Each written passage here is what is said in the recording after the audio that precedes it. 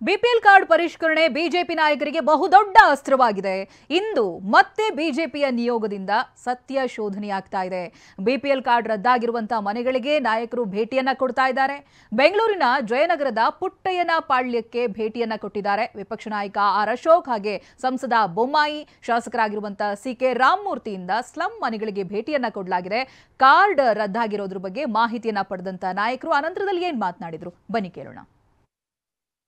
ಸಿದ್ದರಾಮಯ್ಯನವರ ಸರ್ಕಾರ ಅನ್ನಭಾಗ್ಯ ಅನ್ನಭಾಗ್ಯ ಅಂತೇಳಿ ಕನ್ನಭಾಗ್ಯವನ್ನು ಕೊಟ್ಟಿದ್ದಾರೆ. ಈಗ ಯಾವ ಸರ್ಕಾರ ಮೊದಲು ಕೊಡಬೇಕಾಗಿರೋದು ಅನ್ನ ತಿನ್ನಕ್ಕೆ ಅನ್ನ ಕೊಡಬೇಕು.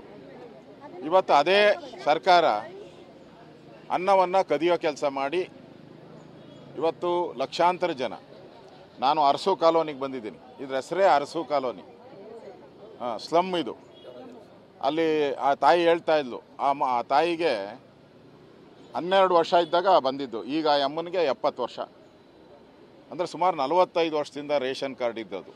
45 ವರ್ಷದಿಂದ ರೇಷನ್ ಕಾರ್ಡ್ ಇದ್ದಿದ್ದು ಈಗ ಏಕಾಏಕಿ ಮಾಯ ಆಗೋಗ್ಬಿಟ್ಟಿದೆ.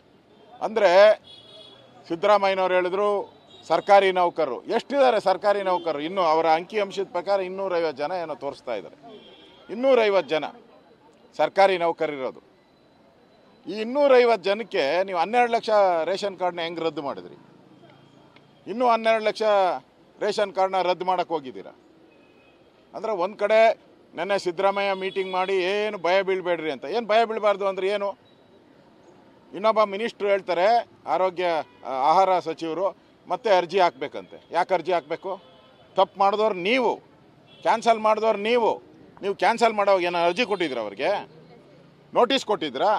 ಏನೂ ಇಲ್ಲ, ನೋಟಿಸು ಕೊಟ್ಟಿಲ್ಲ.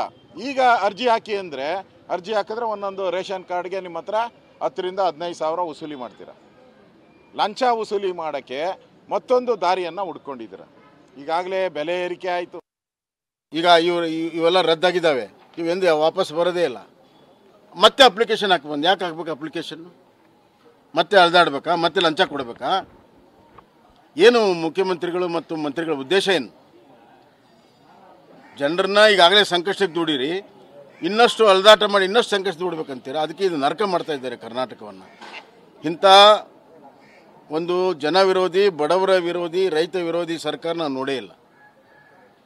ಮಾಡೋಕ್ಕಿಂತ ಮುಂಚೆ ಯೋಚನೆ ಮಾಡೋದಿಲ್ಲ, ಮಾಡಾದ್ಮೇಲೆ ಎಲ್ಲರೂ ಕೂಗಕ್ಕೆ ಶುರು ಮಾಡಿದ್ಮೇಲೆ ಅದು ಹಿಂತಕೊಳ್ಳೋ ಪ್ರಯತ್ನ ಮಾಡ್ತಾರೆ. ಅದು ಕೂಡ ಆ ದೇಶ ಸರಿ ಇರೋದಿಲ್ಲ. ಈಗ ಒಬ್ಬ ಹೆಣ್ಮಗಳು ಹೇಳಿದ, ನಾನು 3 ವರ್ಷ ಆಯ್ತು ಅರ್ಜಿ ಹಾಕಿ ನನಗೆ ರೇಷನ್ ಕಾರ್ಡೇ ಬಂದಿಲ್ಲ ಅಂತ. ಇನ್ನು ರದ್ದಾದ ಮೇಲೆ ಮತ್ತೆ 3 ವರ್ಷ 4 ವರ್ಷ ಕಾಯ್ಬೇಕು ಅವರು. ಅಲ್ಲಿವರು ಏನು ಊಟ ಮಾಡಬೇಕು, ಏನು ತಿನ್ನಬೇಕು? ಬಡವರ ತುತ್ತನ್ನು ಕಸ್ಕೊಂಡಿದ್ದಾರೆ, ಬಡವರ ಅನ್ನವನ್ನು ಕಸ್ಕೊಂಡಿದ್ದಾರೆ. ಈ ಬಡವರ ಶಾಪ ಈ ಸರ್ಕಾರಕ್ಕೆ ತಡೆದೇ ಹೋಗೋದಿಲ್ಲ.